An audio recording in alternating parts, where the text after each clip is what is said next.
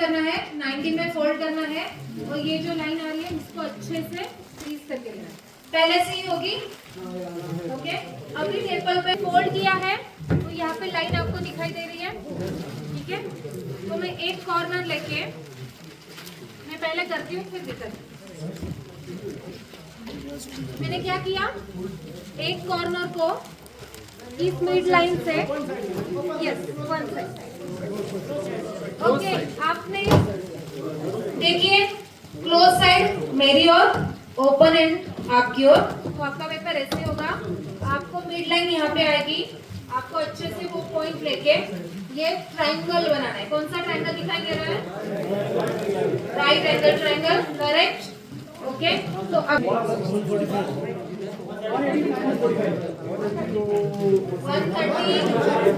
135, 90, so it's a right angle. Right angle की properties आप बच्चों को बता सकते हैं यहाँ पे। अभी ये दो फ्लैप्स है तो एक फ्लैप लेनी है, ये जो लाइन दिख रही है उस तक आप फोल्ड करना है, ठीक है। बारिश में बचने के लिए ये वाला पार्ट बड़ा होता है और ऑब्वियसली ये पेपर की नहीं होती, ठीक है। सबकी हो गई, ऐसे पहने तो ये तो राजा का गेम है। किंग कैप, तो आप सब किंग या क्वीन बन गए हैं, राइट।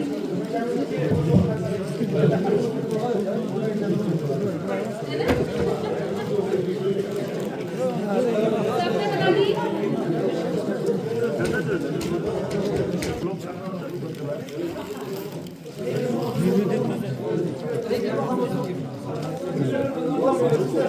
बसंत सर,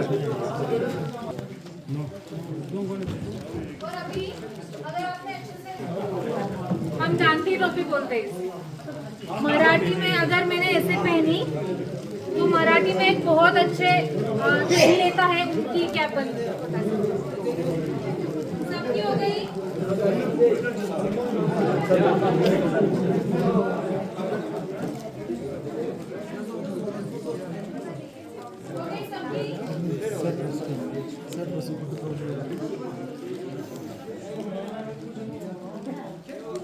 चाहिए, लेकिन इस शेप को हमें स्क्वायर में कन्वर्ट करना है, ओके।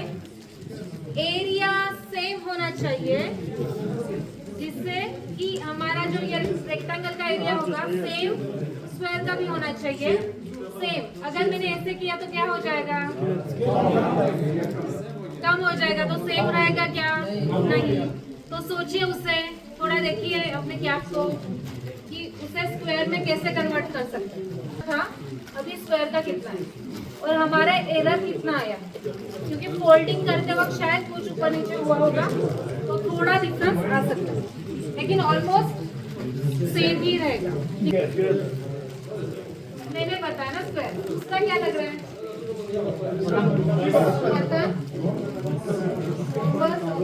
और टोपी भी होती है। हो गया, सबकी हो गई। पहनी, अगर हम मैथमेटिक्स को देखें तो किससे स्टार्ट किए थे हमने, फिर बाद में हमने फिर से हाफ रेक्टेंगल किया, लाइन के बारे में बताया, फिर एंगल डिवाइडेशन हुआ, राइट। फिर कौन सा पार्ट आ गया, पेंटागन हुआ, फिर हेप्टागन हुआ, फिर टेट्रागन से बच्चों के साथ डील कर सकते, ठीक है। तो अभी सबकी क्या नीचे गए, थोड़ा ऊपर पकड़ेंगे, पीछे तक दिख रहा है। क्या है ये, स्ट्रॉज है और सेलोटेप। तो बेसिकली सेलोटेप ने स्ट्रॉ को सैंडविच किया है, दोनों तरफ से सेलोटेप है और जो स्ट्रॉज है सेमी इक्वी डिस्टेंस में लगा दिए, ठीक है, मिडल में। कितनी पकड़ी है, होल्डिंग, वही मैं यहाँ पे अप्लाई करता हूँ। क्या हुआ, वेव्स, तो यहाँ पे एनर्जी कैसे पास हुई, तो पास कैसे हुई? वाइब्रेशन तो वाइब्रेशंस कहाँ पे मिला? तो स्ट्रॉ और एयर पार्टिकल अभी भी है, तो नहीं कौन सा? सेलोटेप, जो बेसिकली सारे स्ट्रॉ को कनेक्ट करता है।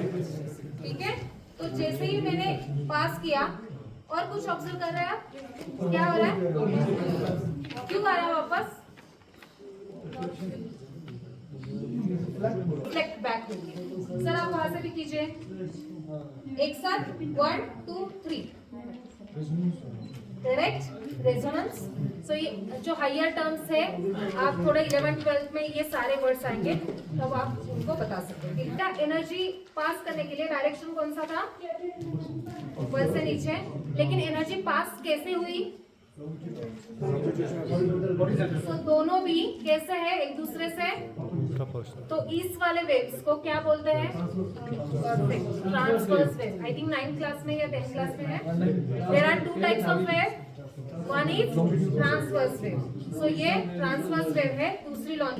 तो इससे क्या क्या जुड़ गया? 3 प्रॉपर्टीज। कौन सी?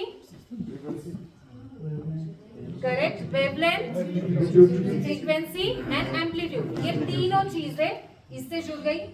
तो यहाँ से आप बता सकते हैं क्या? एक वेव अगर मैंने कंसीडर की, यहाँ से स्टार्ट हुई, तो ये पहले अपर पार्ट, यहाँ पे, तो एक मेरी फुल वेव यहाँ से, क्लियर? सो यहाँ पे combination of crest and trough, उससे आप समझा सकते हैं distance between 2 successive crest is wavelength. Okay, if this is my middle, highest point, the distance between this is amplitude. Number of crest or trough is called frequency. Okay, तो अभी क्या हो रहा है? अभी मैंने क्या किया? फ्रीक्वेंसी बढ़ा दी, तो क्या काम हुआ? लेकिन उसका जो रेशियो है वो कैसे होता है? मल्टीप्लिकेशन कांस्टेंट रहता है, right? They are both inversely proportional, जो हम 11th या 12th में पढ़ेंगे, right? Wavelength and frequency are inversely proportional to each other. Correct, कम कर दिया, वेवलेंथ करेक्ट ना? ठीक है, तो आप ये सारी प्रॉपर्टी जो ट्रांसवर्स वेव से जुड़ी है, इस वाले एक्टिविटी से या मॉडल से बना सकते हैं। लेकिन एक मिसकंसेप्शन यहाँ से जा सकता है, वो कौन सा है? मीडियम का। ट्रांसवर्स वेव कहाँ पे यूज होती है? Sunlight is a big example for the transverse wave, जो ट्रेवल करती है अर्थ तक विदाउट मीडियम। यहाँ पे हमने मीडियम यूज किया है, लेकिन ट्रांसवर्स वेव में मीडियम की जरूरत नहीं होती। सो क्या है ये? हम इसे स्लिंकी बोलते हैं। प्लास्टिक की भी अवेलेबल होती है। पोटेंशियल एनर्जी, काइनेटिक एनर्जी का लॉन्जिट्यूडिनल वेव्स बिल्कुल दिखा सकते हैं। ओके, तो पहले मैं यहाँ पे दिखाती हूँ, फिर बाद में बीच में दिखाती हूँ। करना है, एनर्जी फॉरवर्ड करनी है, ऐसे थोड़ा सा टैप करना है ना, थोड़ा सा और ज्यादा, एक ही साइड से कीजिए। अभी यहाँ पे रख दीजिए, यहाँ पे जितना क्लोज होगा उतना अच्छे से दिखेगा। नहीं, रुके, छोड़िए। दिख रहा है? कुछ तो एक पार्टिकल पंच आगे जाते हुए और फिर पीछे आते हुए, ठीक है? Compression and rarefaction. तो लॉन्जिट्यूडिनल वेव में सेम एनर्जी पास हो रही है, सेम डायरेक्शन में पास हो रही है। हाँ, यहाँ पे भी दिख रहा है, भी डाल सकते, ठीक है? मैग्नेटिक, हाँ यस।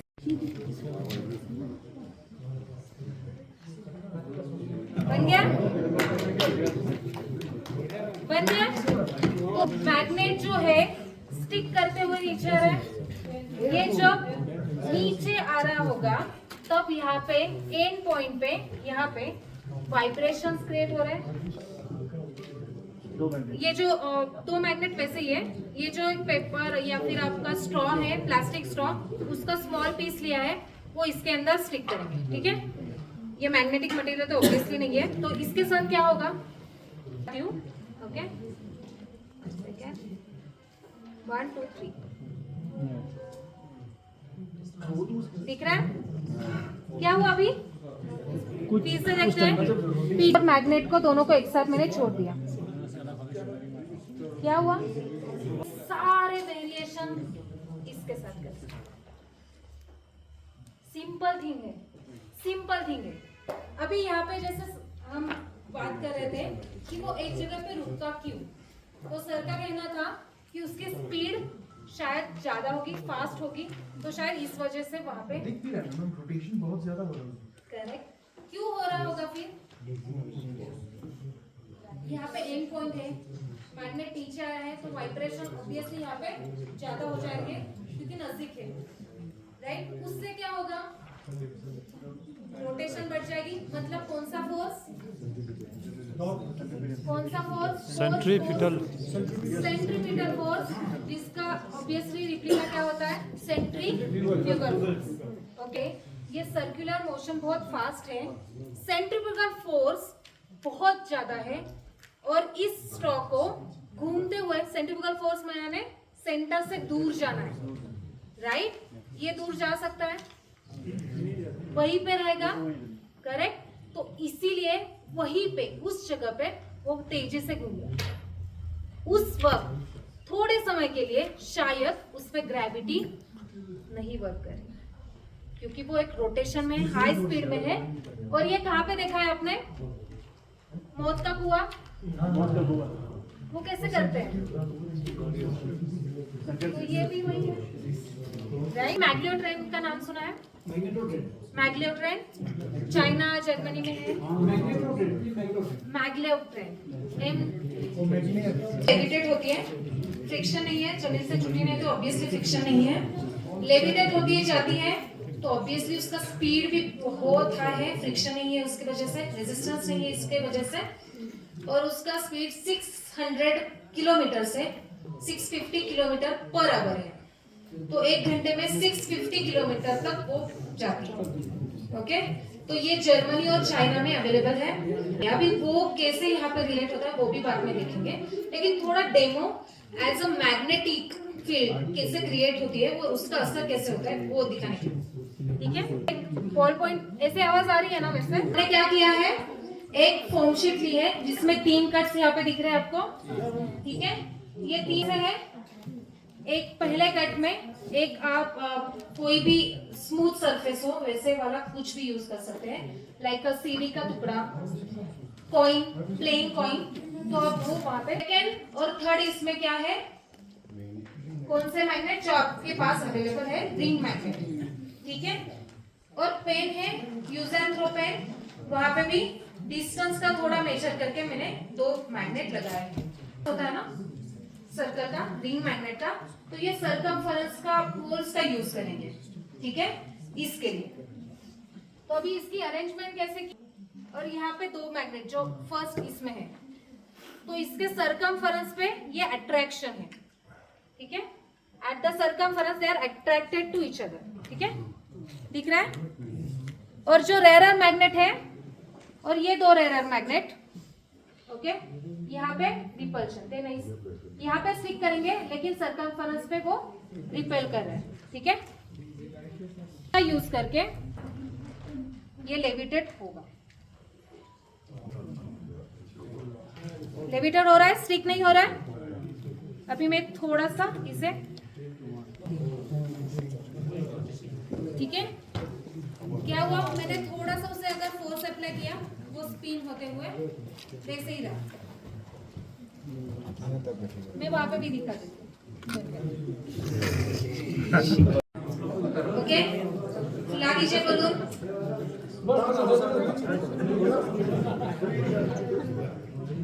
ये आप आपकी लैंग्वेज में बोलते हो ना मुझे समझ में नहीं आता ऐसा लग रहा है मुझे कुछ बोल रहे हैं ओके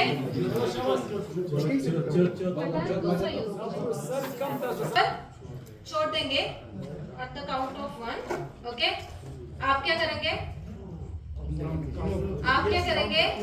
ऑब्जर्व करेंगे ठीक है 3 2 1 ओके क्या ओके, आवाज जो माउथ से वो निकल रही है, तो कहाँ पे जा रही है? एयर प्रेशर है। बाहर क्या है? एटमॉस्फेयर, कौन सा ज्यादा है? एटमॉस्फेरिक, अंदर का ज्यादा होगा obviously. So air always flow from high to low. अभी हाई इनसाइड है, ओपनिंग पार्ट मिला, वो बाहर ही जाएंगी। ठीक है, अभी आप क्या करेंगे? थोड़ा नहीं, अभी ये तो सेम लो भी इसके साथ जा सकता है। ओके, अभी क्या करेंगे? फिर से छोड़ना है? नहीं, आप अभी क्लोज पार्ट कर दीजिए, क्लोज कर दीजिए। वो वॉलंटियर को हम बुलाएंगे। कौन आएगा? 2 वॉलंटियर। ऑफिस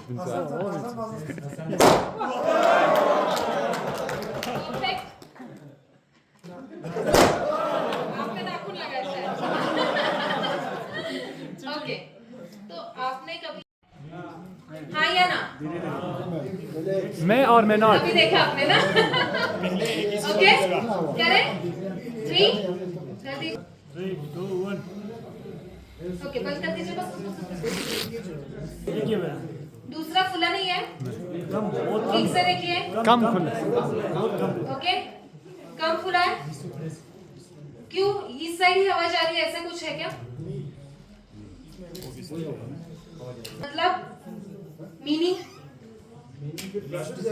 इलास्टिसिटी कम है, एक में ज्यादा है। Yes, correct. लेकिन दोनों भी बलून सेम इसके पैच। अभी दोनों भी बलून फूला है। अभी मैं क्या करती हूँ, ये क्लोज करती हूँ, थोड़ा सा इसे फुला दीजिए। ठीक है, बस। ओके,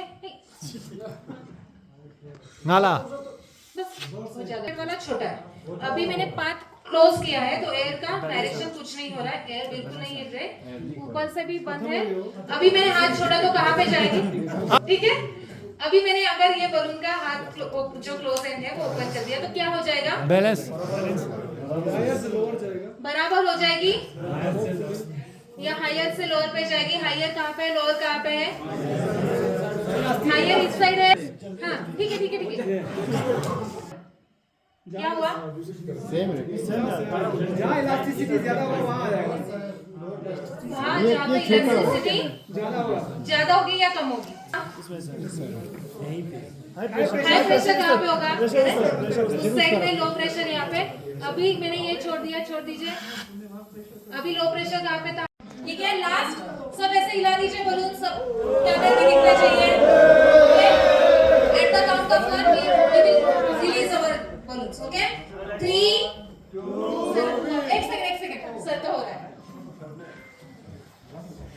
सर आपका बेबी नहीं आया। 3, 2 and 1।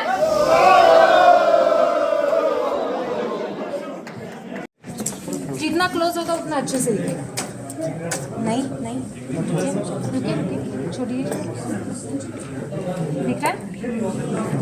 कुछ तो एक पार्टिकल पंच आगे जाते हुए और फिर पीछे आते हुए। ठीक है, कॉम्प्रेशन एंड रेफ्रैक्शन। तो लॉन्जिट्यूडिनल वेव में सेम एनर्जी पास हो रही है, सेम डायरेक्शन में पास हो रही है। हाँ, यहाँ पे भी दिख रहा है। ओके, तो सेम डायरेक्शन पे हो रहा है और आपको सक्सेसिव रेफ्रैक्शन एंड कॉम्प्रेशन दिखाई देता है। ठीक है, क्लियर? तो ये कौन सी वेव हो गई? इसके लिए किसकी जरूरत होती है? मीडियम की जरूरत है, क्योंकि ये जनरली साउंड वेव्स होती है। ओके, तो ये वाला भी high longitudinal wave is always क्या? के साथ नहीं, ये दोनों भी प्रॉपर्टीज अलग अलग है। एक परपेंडिकुलर होती है, कॉम्बिनेशन नहीं होगा, नहीं होता, नहीं होता। ये दोनों भी अलग अलग प्रॉपर्टीज है। जहाँ पे एक परपेंडिकुलर होता है, यहाँ पे सेम डायरेक्शन पे दे रहा है, सेम ही डायरेक्शन पे जा रहा है। वो इसमें तो वेवलेंथ आते हैं ना, इसमें भी आता है। तो रेयरफैक्शन और कॉम्प्रेशन वो होता है ना इसमें ज़्यादातर। जितना रेयरफैक्शन, अभी जैसे जाते हुए आपको एक पंच तो तो स्ट्रॉ और एयर पार्टिकल अभी भी है, तो अभी क्यों नहीं गई?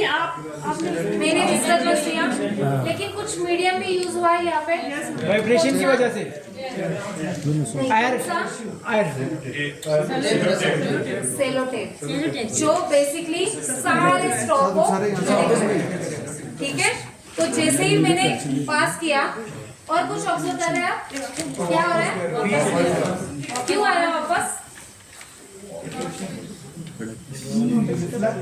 लेकिन उसकी एनर्जी कम रिफ्लेक्टेड एनर्जी है, लेकिन वो कम हो गया है। शायद थोड़ी एनर्जी हमारे हाथों तक गई होगी, लेकिन वो ट्रैवल नहीं कर पाई, राइट? तो इसीलिए वो रिफ्लेक्ट बैक हो गया। सर आप वहां से भी कीजिए, एक साथ 1 2 3, करेक्ट, रेजोनेंस। सो ये जो हायर टर्म्स है, आप थोड़ा 11th 12th में ये सारे वर्ड्स आएंगे, तब आप उनको बता सकते हैं, ठीक है? थोड़ा टाइट, अभी थोड़ा लूज, अभी क्या हो रहा है? पूरा एंड तक नहीं जा रहा है, लेकिन मैंने जितना होल्ड अच्छे से किया, राइट, उतना वो एनर्जी, राइट। तो अभी मैं क्या कर रही हूँ, अभी मेरा एनर्जी पास करने के लिए डायरेक्शन कौन सा था? ऊपर से नीचे, लेकिन एनर्जी पास कैसे हुई? तो दोनों भी कैसे है एक दूसरे से? तो इस वाले वेव्स को क्या बोलते हैं? Transverse wave. I think 9th class में या 10th क्लास में है। There are 2 types of wave, one is transverse wave. तो ये ट्रांसवर्स वेव है, दूसरी लॉन्जिट्यूडिनल वहां पर, ठीक है? तो दोनों भी यहाँ पे क्या होता है, एक दूसरे से परपेंडिकुलर होती है, ठीक है? अगर वेव आप वैसे ही रखिए, जैसे वेव आई तो इससे क्या क्या जुड़ गया? 3 प्रॉपर्टीज, कौन सी? Correct, wavelength, frequency and amplitude, ये तीनों चीजें इससे जुड़ गई। तो यहाँ से आप बता सकते हैं क्या? एक वेव अगर मैंने कंसीडर की, यहाँ से स्टार्ट हुई, तो ये पहले अपर पार्ट, यहाँ पे, तो एक मेरी फुल वेव यहाँ से, क्लियर? सो यहाँ पे combination of crest and trough, उससे आप समझा सकते हैं distance between 2 successive crest is wavelength.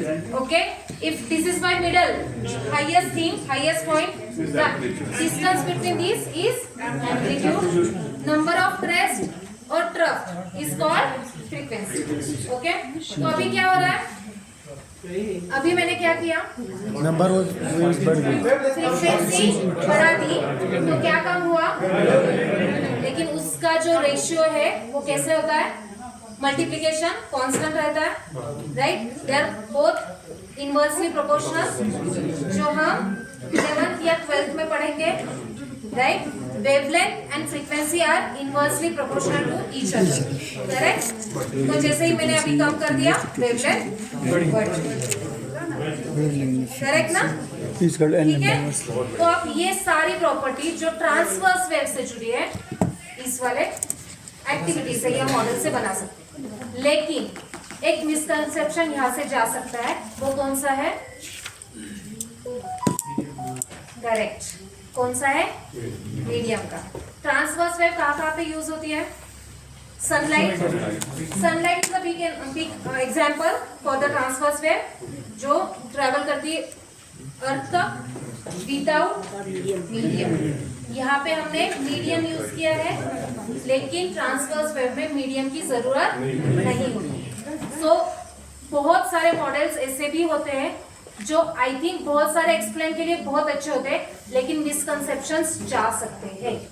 तो आपको हमेशा मॉडल का डिस्कशन करते टाइम ये मिसकंसेप्शन अंडरलाइन करने होंगे कि ये ट्रांसवर्स वेव है, परपेंडिकुलर ईच अदर है, लेकिन यहाँ पे मुंतजिर के लिए मुसाफिर बन जाना ठीक नहीं। मुंतजिर के लिए मुसाफिर बन जाना ठीक नहीं। राज को राज रखोगे तो दिल पे राज कौन करेगा? राज को राज रखोगे तो दिल पे राज कौन करेगा? तो आप सभी के पास इतने राज है ना, प्लीज बच्चों को दीजिए ताकि वो आपके दिल पे राज करे। तो ये कहना है कि राज आपको निकालना है अपने दिल से और सभी राज को बच्चों तक पहुंचाना है, फिर बच्चे आपके दिल पे राज ऑटोमेटिक करेंगे। तो अभी खाना खाते हैं, नमाज के लिए चलते हैं, 2 बजे मिलते हैं। हाँ सर।